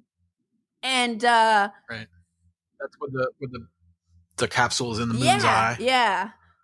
Like that's one of the famous scenes that they show a lot. The moon poked in the eye with the rocket exactly. ship. Yeah. And the only reason I actually know that, I'll tell you a funny story. There's a French like electronic music duo called Air. And I don't know if you've ever heard of it. Okay. So Air had an album. It was their 6th album, and it's called Les Voyages dans la Lune, and it's a trip to the moon. Okay. So basically, translation to the trip to the moon. When they like digitally like color restored A Trip to the Moon, Air made a soundtrack for it, and I actually have the limited edition version of this where they included a DVD where you could watch the movie with the music the soundtrack. Yeah. Soundtrack. So the only reason I even know about like this like a little bit of history about this movie is because of this Air album that I discovered, years ago, and I really liked it, and I was like, oh, this is cool. So when I saw there was a game about recreating that movie, I was like, this is awesome. And again, it's looping games, so it's a small box. So that one is on my list. But then I discovered that both of these designers also designed the Battle of Versailles, which is a new Essen release from Salt and Pepper Games, 2 players. And basically the Battle of Versailles was a fashion show back in 1973 in France that pitted 5 American designers against 5 French designers. So in this 2-player game, you're going to take on the role of either the France or the US team, and you're going to be facing off by playing action cards to show off your best dresses and attract the most popular celebrities. And you can also annoy the opponent by spreading bad gossip. So one of the things I read in the description of this game that sounds cool, besides I love this theme, is that the French player has 5 actions per round to represent their show was really long that they put on, where the American player only has 3 actions because their show is fresh, innovative, and short historically. So they represent that by the amount of actions you can take per round. But anyway, yeah. So this one sounds neat too, and I remember. Yeah, that sounds great. I remember seeing a designer diary about this. The cover, I think the cover is quite interesting too. It's it evokes these fashion designers. Yeah. Their different looks. Yeah, the art looks really cool. But I remember seeing the designer diary posted and just assuming it was a war game, because it's I just saw the title. I'm the Battle of Versailles. But it is a fashion show war game. There you go. Fashion show war game. Yeah, very cool. Is that the same? That's not a that's Salt and Pepper Games. Yeah, Salt and Pepper Games. So yeah, I'm excited about both of them. That looks some interesting stuff for sure. And it's funny too because Ferran Renelius last year, I discovered that designer as one of the designers of Lacrimosa, which I was really excited about last year, and then I discovered that he also designed 1998 ISS. So it seems like he's always got these double headers at Essen, which is pretty cool. Okay. Anyways, what's your next game? Very cool. Actually, he designed a game that was on my didn't make the cut list called Take a Seat. Oh, interesting. Curious now. Maybe I have to go back and look at that. All right. But anyway, my number 3. We're up to 3 already. Okay. This one came out at Gen Con, so it's not so new, but I did not see it. And but I definitely was interested in it from the get-go. It is The Fox Experiment. Oh, cool. From Elizabeth Hargrave and Jeff Fraser. Published by Pandasaurus, I think. Let me make sure. So, yeah. Yeah, Pandasaurus Games. So a bit of a go to Germany to get the US games. But it is a quite interesting theme. Did you know that in 1958... there was a experiment of foxes to be domesticated? What? No. And it's continuing to this day. And so from a group of foxes, they selected the ones that reacted to humans more curiously and with less aggression. And then they breeded those. And they kept doing that and over generations to make domesticated foxes that I did not know. This apparently still is on to this day. And I guess foxes were domesticated thousands of years ago. I need to dig into the history a little more, which I had never heard of. Me neither. I think they're called silver foxes or something like that. But they as they started breeding these foxes, they developed floppy ears, curly tails, and spots. I'm guessing that's part of what was part about the game. But you are basically breeding foxes to make them domesticated over 5 generations. And it sort of has it's a dice rolling game. I'm not exactly sure of the mechanics, but there is a dice rolling mechanism, and you're basically making genes, and then you have a pair of foxes to start, and then you're breeding foxes beget foxes, right? So, and then you get to name them. So you get to write your fox name on the board. And it looks like it's got a little bit of a chunk to it. I mean, it's not super simple. And I think it's about an hour to an hour and a half of time. And it's not a roll and write. I think it's not categorized as a roll and write, but people were describing it as roll and write. But I think it's a roll and record. So you roll the dice and then you record what you roll. Gotcha. Instead of you checking things off. And it sort of has like this very cool like traits and scoring points, of course, right? Because points are I love fun. the theme. But I thought the theme was so cool. And, it's Elizabeth Hargrave, who's pretty great awesome. game designer. And I never knew that about like this fox breeding situation. So I love when games like I did not know help either. you learn about fox. new stuff. Yeah. Apparently, it's still happening today. It's to this day. Wow. Of breeding foxes to make them domesticated again, which they were domesticated thousands of years ago. Which I'm actually now very curious to know how they were domesticated. But history, cool history experiment, or have to dig into that a little bit. Anyway, fox. Yeah, looking experiment. forward to trying that one too. So now we're getting into some heavier stuff on my list. Right. Knew it was coming. Everyone knew it was coming. Yeah. So my number 3 pick is Nucleum, which is oh boy, that is a heavy game. Yeah, which is a new one from Simone Luciani and David Terzi, published by Board and Dice for 1 to 4 players. This is basically a heavy Euro game where we're going to take on the role of industrialists trying to succeed during the economic and technological boom of 19th century Saxony. And it's fueled by the invention and spread of Nucleum, which is this nuclear reactor. Yes. And I actually played Nucleum earlier this year at a private gaming event. David Terzi taught me the game. And ever since then, I've been very excited to play this game. I was like, this is going to be a big Spiel release. Yeah. It's a big one. Like these two partnering up, like I like both of them as game designers a lot. I like what they do. And I've actually played this. I don't remember exactly how everything works.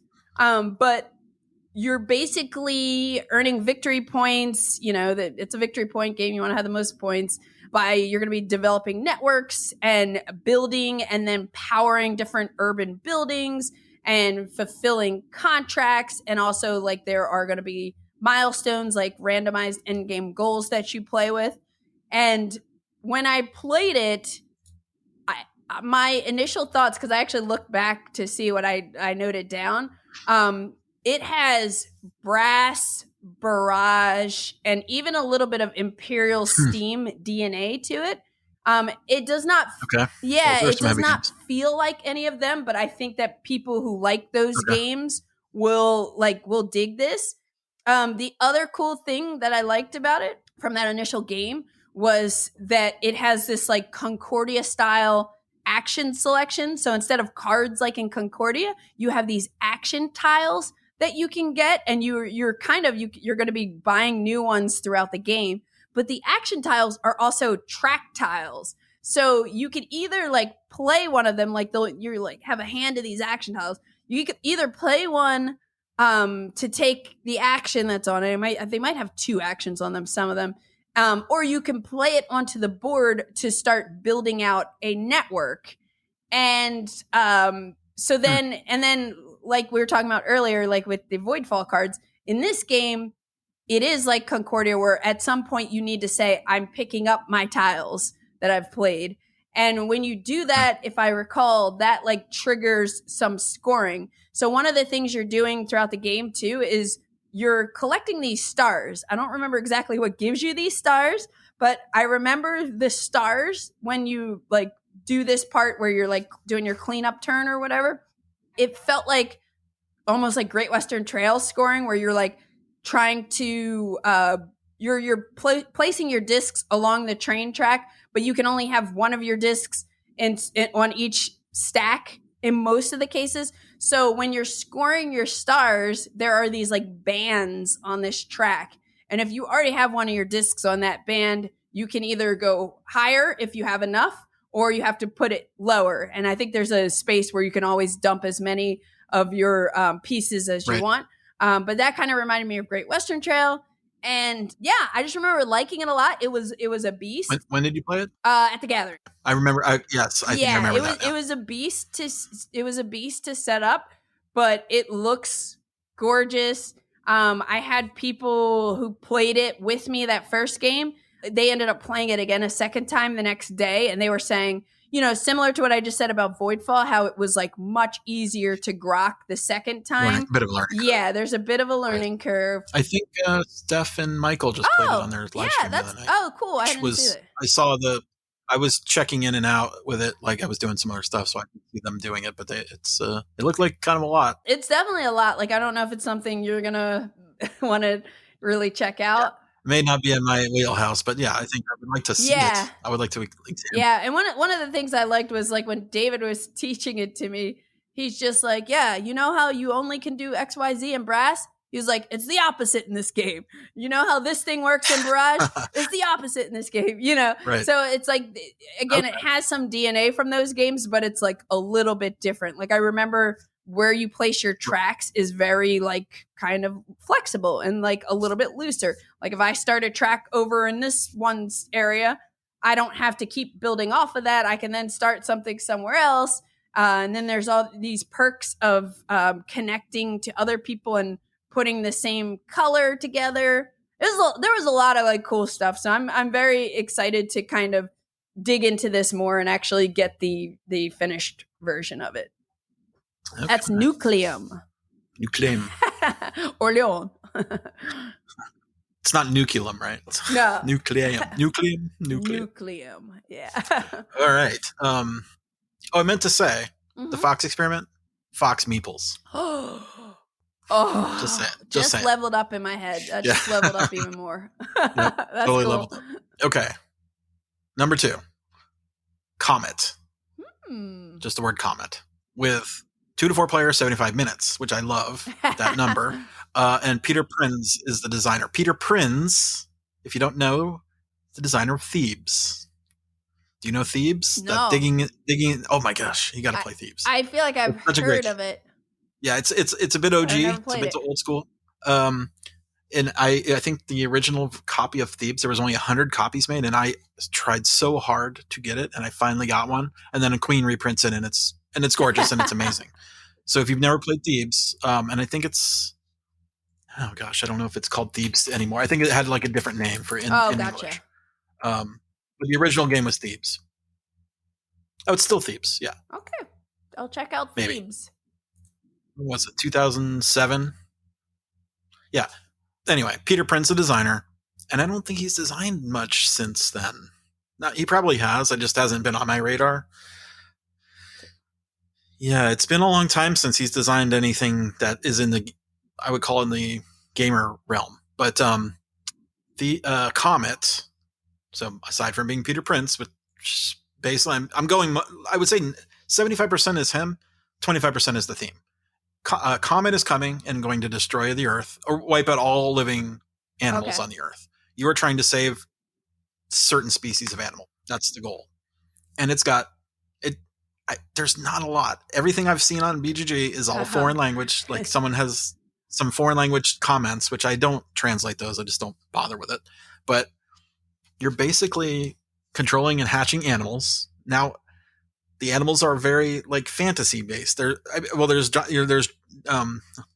almost said dragons. It's dinosaurs and like kind of, like it's basically all the extinct animals. However, there are also, and I look at this art, and I've looked at this art a lot. If you bring up a picture of it on someone as you're watching, you can see the cover, and it's got a saber-tooth tiger and like 2 dinosaurs, like velociraptor type things, and pterodactyls, and so it's basically like that era. But there's these little rats that are riding on the backs of all of the animals. Do you see that? Yeah, I do. You have to look close. They're very tiny little rats, and they're like laughing, and they have like little things. I'm like, what is this game? I have not seen this one. I know. I'm like, what? How did this come about? Okay, so there's not a lot of information. It's very generic in its description. Yeah. But it caught my eye. I looked at it. I'm like, yep. Okay. Well, that's going to go on the list. And it basically is a multi-card use game. Love that. Which is fun. Like multi-card uses are always great. Unfortunately, there's no pictures with any English on them, so I don't know what the cards do. There's a map, and I can see that there's like red spots on the map, which I assume that's where the comets will land. So or asteroids will land. So it's kind of cool. I mean, purely this is designer I haven't choosing. seen this like, one. He's not been around in a long time. Yeah, and if I'm Peter Prince, if you've made a game since Thebes that I should know about, let me know. BGG. Write me at Aldie at BoardGameGeek.com, or if anybody has played a Peter Prince game since Thebes. But I don't think there is very many. I did not even see this one on the. Yeah, I mean, there's some games. How do you see them all? And also, when you were talking about it before I looked it up, I was not quite picturing this, like this kind of hex board with different terrain. Yeah, exactly. Honestly, the cover is Hendrik Nowak. Yeah, and the cover. And it's published by Funtails, who did Glenmore 2. And Feed the Kraken. And I'll try to demo this and see. I think, give it a demo and let me know. Like, hey, let me know if I'm picking wild or if it's. I mean, honestly, it's really mostly the designer that I picked up. Interesting. Because I just love Thebes so much. Yeah, I'll be on the lookout. Yeah, please. Let me know. Cool. Okay.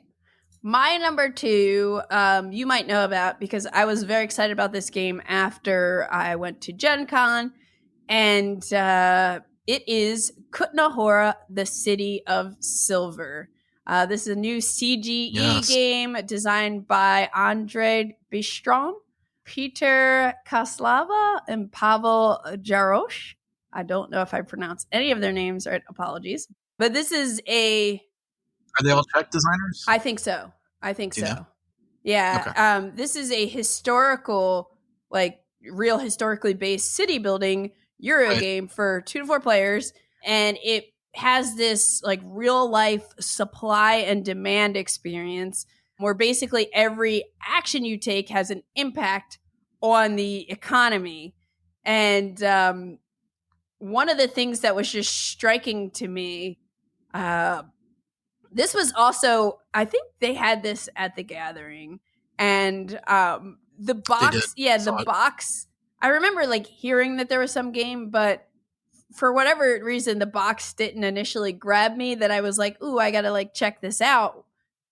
The black box, the giant silver disc. Yeah, it for whatever reason. It grabbed me. I thought it was interesting because I'm like, what is that? I don't know if somebody just said, oh, it's a city building game. And I was like, okay, whatever. You don't get that from the cover for sure. Yeah. But then when I saw it, I had a meeting with Nathan at CGE and at Gen Con, and they had it all set up on the table. And I'm actually looking at a picture that I took right now.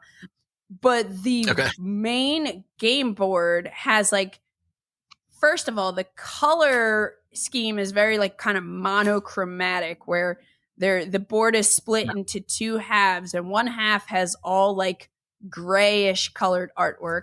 And that's you're mining. Yeah. Right? And then the bottom, exactly, you're underground. So the bottom part is black and you're going to be placing these different tiles on the board. But I love the colors they chose to, for the tiles, because the colors just like pop in a really, really interesting way. But I came out of that hearing about this game and like seeing this supply and demand system. And it also has like action cards that you play, I think. But I came out of it like feeling similar to the way I felt coming out of hearing about Deal with the Devil at Gen Con the previous year. Like, ooh, like this sounds really, really interesting. Yeah. It's definitely going to be on the heavier side. I don't know how heavy, but like medium plus for sure, probably because of all the economics. Right. But I am just so intrigued to like try this out. It sounds really cool. It looks really cool. And then also everybody has like, I think there's like an asymmetrical way that you play. Like, I don't know if the player boards are asymmetrical. There's something asymmetrical about it, which I'm always all about. But yeah, you're basically trying to mine ore and make it into silver, I think. And I think it's based on a real town that was built up around the silver mine or something. Yeah. And I think you're also like working towards the construction of Santa Barbara's cathedral. But it just like the supply and demand stuff like had me sold, and just like the look of this game.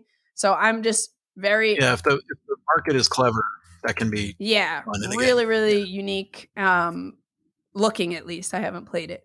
But I'm very excited to play Kutná Hora, the City of Silver. It's definitely one of my must-plays for sure. Cool. Yeah, that is something like, I'm going to try to make time, going to these conventions. It's hard to find time to actually play games because you're networking and meetings and running around. It's talking a lot and seeing games, not really playing as much as but you this want, is something like I will probably... It's the balance of a media person in the board game world. Exactly. But this is like I will definitely load up some rule books on my iPad for the 9-hour flight and probably try to learn some of these games. You're gonna cram? Yeah, cram rules so I could try some of these games. You don't watch movies? Yeah, I will. I'm going to be watching Star Trek Next Generation. Oh yeah, you gotta watch. Oh, yeah. Well, don't watch the Star Trek movie. Watch the show. The shows are way better. I'll do a combination of reading rules and when I'm tired of that, I'll watch something. Awesome. Yeah, I'm excited for that one too, for sure. I'll report back when I play it. Okay, are we on number 1? We're on number 1. Evenfall is my number 1. Evenfall. Have you heard of Evenfall? It is I don't know if it came out at Gen Con. It's DLP Games. Okay. Which is basically Rainer Stockhausen's company. So I guess I sort of have 2 Rainer Stockhausen games. The Cathedral.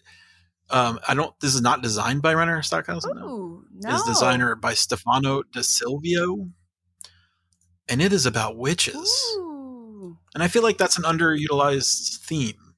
Yeah. Witches. And it's got witch meeple. So witch meeples, that's my first. Cool. When I saw that, I was like, oh, those witch meeples are awesome because they're painted witch meeples too.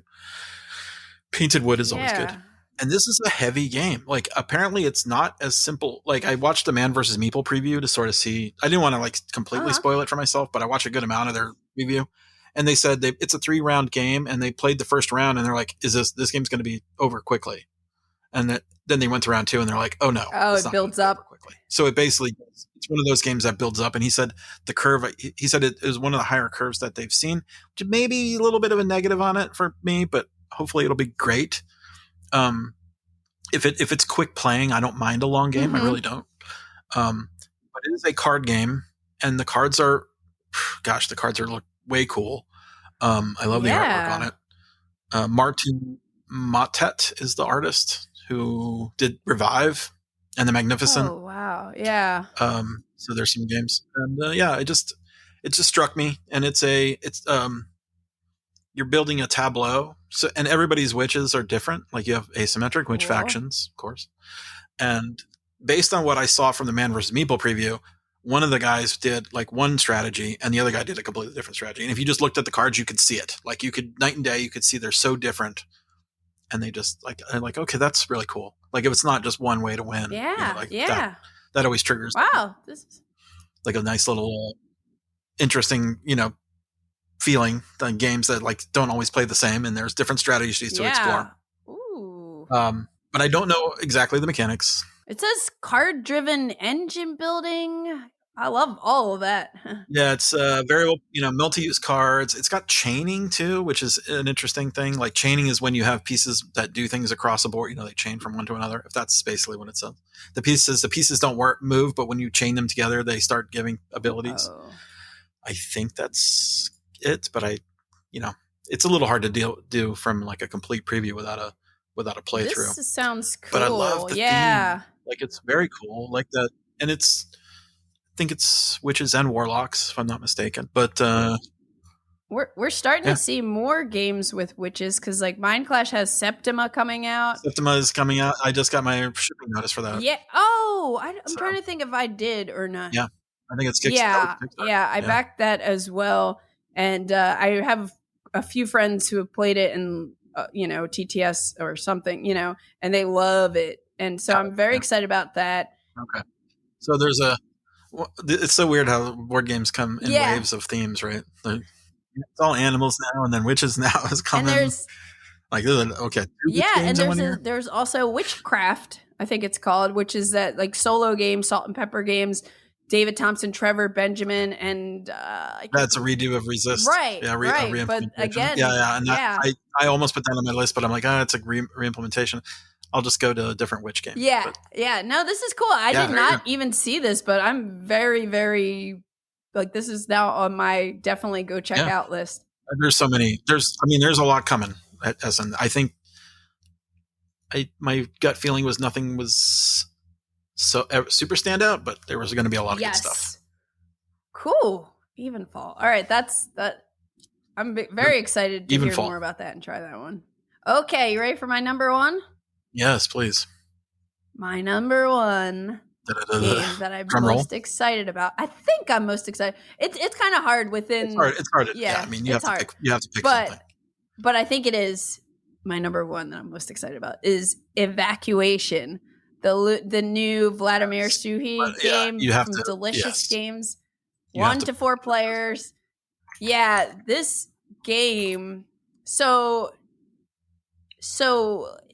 in the past 2 years, I don't think we've seen a design that he's done on his own. Like he co-designed Messina 1347. He co-designed the one with the splitting the dice, Woodcraft. Okay.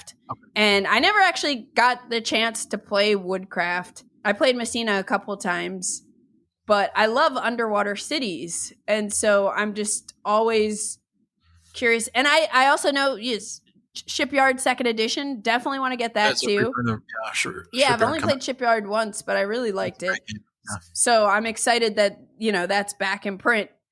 And I'm, so that's on my list too. But this game, Evacuation, sounds like really interesting.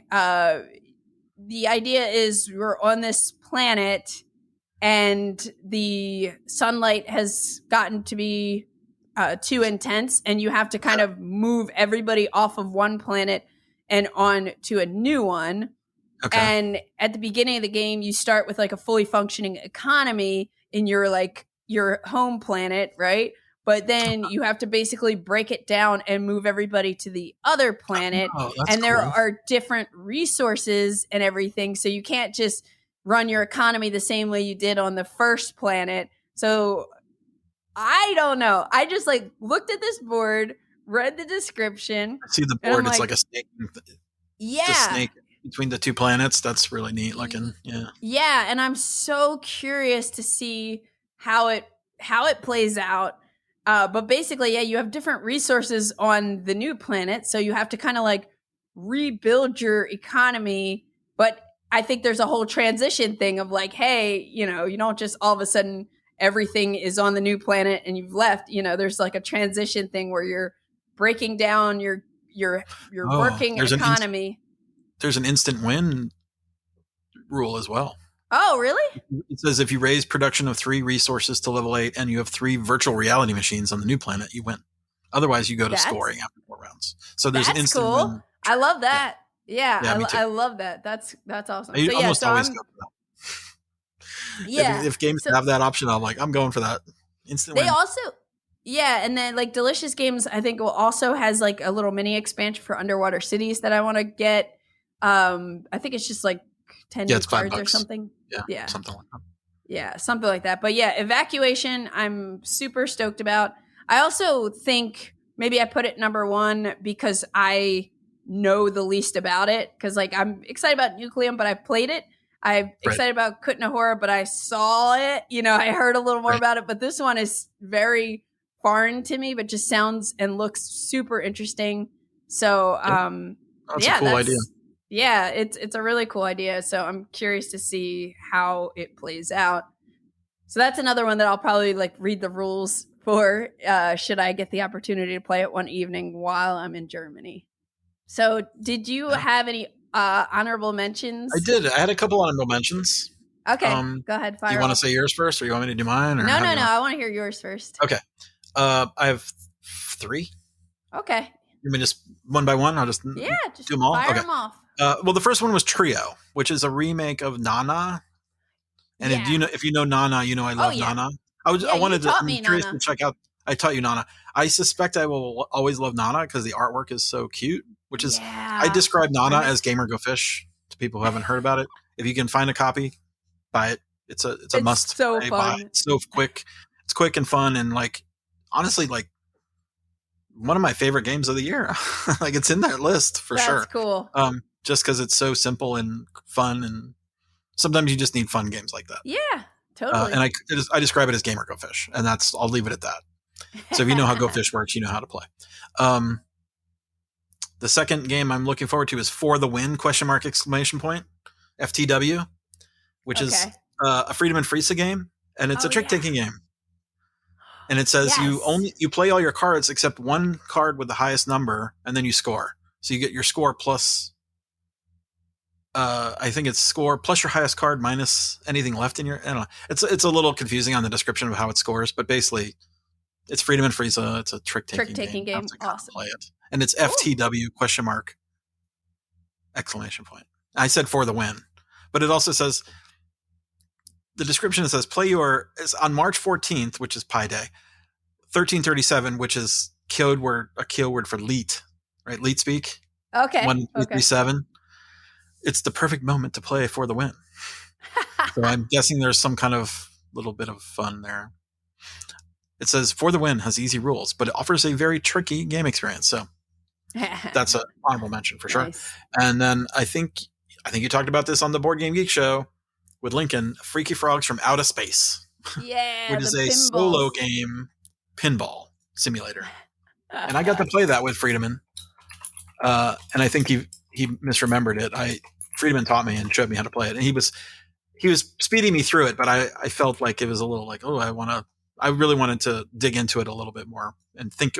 I was just trying to get through the game, right? Just to kind of like play it and letting him help me get through it. But it's a pinball simulation, and it does all the things in pinball. There's multi-balls and lane switches and combos and all that stuff. So it's really bumpers. Is it driven by cards, or how does it is a single player card game? Yeah, it's a deck. That's cool. I'm very curious about that. And you're basically trying to keep the ball alive as long as you can until you run out of flippers. Cool. Yep. It was only one player. So yeah. Those are your honorable mentions? That's my honorable mentions. Yeah. Okay. I forget the name of the game that Eric mentioned on the last September BGG show episode, but it was an abstract strategy game. Triad, maybe? Triad, something like that. Might be. That is from Clemens France? Yes. Yes, I think so. Yeah. Oh, so anyway, that's on your list? It is. It's not on my list, but it is on my list because I didn't type it in here. But I thought about it. I was like, ooh, I love abstract strategy games. And that sounded like really neat. So I'm throwing that as an honorable mention. But so Voidfall would have been on my list if, I hadn't already backed it and received it. The White Castle from De Vere, and it's by definitely caught my eye too. Yeah, the designers of the Red Cathedral. I liked the Red Cathedral a lot. It's like when I played it, I was like, oh, this is so cool. You can play this game in like hour and a half. Interesting choices like with the area control and the dice, resource manipulation and everything. But ultimately, I kind of just grew not like, I don't know. Like I would play it anytime, but I wasn't in love with it. So that's part of the reason I'm like, I'll try White Castle, and but I just don't know if it's going to be like, ooh, I can't wait to play this more. But I'm definitely curious about it because I liked the Red Cathedral. Then there's one I think I discovered from the preview list, and it's Expedition to 5X. It's David Brain as the designer from Fractal Juegos. And this is basically like a card-driven simultaneous action selection kind of filler game. Basically, everybody picks a card. We all have the same hand of action cards. Everybody picks one. You flip them over simultaneously. And depending on which card you picked and how many people maybe also play that card or did not play that card, you get something or you get to do something. Like you're getting water to get these like different. Oh, the artwork on that one looks really cool. Yeah. You're getting these desert cards to kind of build a tableau for scoring. And it's also kind of, I think, giving you special, like enhancing some of your actions as you build this tableau. And the scoring is just, you're trying to get, I think they're like gems. And the only way a gem is going to score in your tableau is if it's surrounded by a laurel. So you have to connect certain cards. And you're trying to synergize getting the same type of gem as many as you can, because the more you have, like set collection style, you get more points. It seemed cool. Yeah, it looks really cool. I like the artwork. It's really nice. I like it a lot. Z and Dice Tower had a video on it, and I watched, and I was like, oh, that seems fun. So that's Expedition to 5X. Then I also had Havalandi. It's a new Reiner Knizia game that is from Edition Spielwise and Pegasus Spiel. And it's you're launching hot air balloons, and you're trying to get them in groups for scoring. I looked at the rulebook just for a split second. I saw the cover of that. It's so great. Yeah, nice. It looks really cool. And I like the hot air balloon theme, but like I think you roll a die on your turn and you move this airship, and then you're able to place your balloons in a certain place, like in the line of sight of that airship. But you're trying to like get your balloons grouped together for scoring or something. And it's Reiner Knizia, so hot air balloons, cool. Sounds interesting. I want to try it. 45 to 60 minutes, yeah. Yeah. And then the last two on my list, one is, I mentioned it on the BGG show, but Cyberion, which is a new Shoddy Torby game from Impatience. I think it's probably designed solo, but you can play it with 2 players. It's a hand management game where you're using robot cards and you're trying to repair machines. And your cards can either like repair or you trigger special effects or something. I just always love the art on all those games. I think I might have them all. Is it in the Universe? Yeah, exactly. Okay. It is in the Universe. Cyberion, Cyber. Yeah, Cyberion, ION. Okay, I see it. So the production on these games are always awesome. Sometimes I feel like I have a few that I haven't played. I played a Nerum a bit, but I just love all these games. Even if I haven't played them all, I love the production of them. I will play them all eventually. And then the last there's one, a lot of game in there. It's like there's like 10 versions in the game. They'll have like modules and stuff and like little mini expansions. And, their depth is more than what they appear. Yes. Yeah. No, very small box too. And then the last one I had on my list is Jekyll and Hyde versus Scotland Yard, which is a cooperative trick-taking game, 2 players. And it's a standalone spin-off of Jekyll versus Hyde, which was a 2-player competitive trick-taking game. Yeah, that's a good game. But this new version is a cooperative 2-player trick-taking game. Seems cool. I actually need to still play Jekyll versus Hyde. I've never played that one. Yeah, that's a really good one. I played on BGA. Yeah, so this is like a new version of that. I'm also versus Scotland Yard. Okay. Is it the same designers or different? I think it's the same designers. I don't know, though. Don't quote me on that. By the way, a correction for our Gerhards. It's Gerhards or Clemens Gerhards, not Clemens Franz. Oh, for the and it's Triad a different game? Yeah, is it Flugerrad? Does that sound right? Flugelrad. I think there's only one game on 2023, but anyway, just wanted to make sure we got that right. I don't even see. Oh, I see. It doesn't have. No, I don't even see it. Well, anyway, watch the BGG show and see what watch the BGG show. It gets real about. Another game. I'm excited about that too. All those Clemens, I keep saying Clemens Franz. Clemens Gerhard's games are really nice. They're wooden, very solid wood and nicely finished. Yep, it seems cool. But yeah, that's awesome. I think of all your games you mentioned, I'm most excited about Evenfall. Evenfall looks really good to me. Because I didn't even know about that one. And card-driven engine building. Oh, I love that. And witches. And witches. And meeples. Witch meeples. Yeah, witch meeples. I love that. Now, this designer is virtually unknown. I mean, no linked games on BGG anyway, so always fun to see new designers. Yeah. Stefano De Silvio. Demo it and check it out. But Aldie, thanks for being down to do this with me again, and I'm already looking forward to doing it again next year. I know. Hopefully the year won't go by so quickly, but right. It probably will. But thanks anyway. Thanks to you too, Candice, for taking the reins of the podcast and making it what it is. It's really great. Yeah, I love doing it. Yeah, and a big thanks to everyone out there for listening. If you see me or anyone else from the BGG team at Spiel, please say hi. We love talking to people in the community. And I won't be there, but Candice will be there. Yeah. But you can send messages to Aldie through me. You can send relay some messages.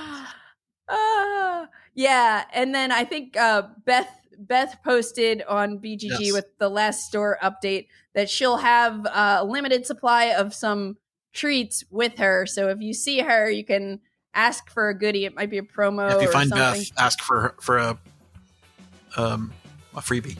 Yeah, freebie. I don't know what we don't know what the freebie is going to be. Yeah. But yeah, thanks again. You're welcome. You've been listening to the Board Game Geek podcast, produced and edited by Candice Harris. Special thanks to Matt Ponder for editing and mixing our music. Be sure to visit us on the web at BoardGameGeek.com. You can also find us on YouTube, Twitter, Instagram, Facebook, TikTok, and Twitch under Board Game Geek. You can reach us by email at podcast@BoardGameGeek.com.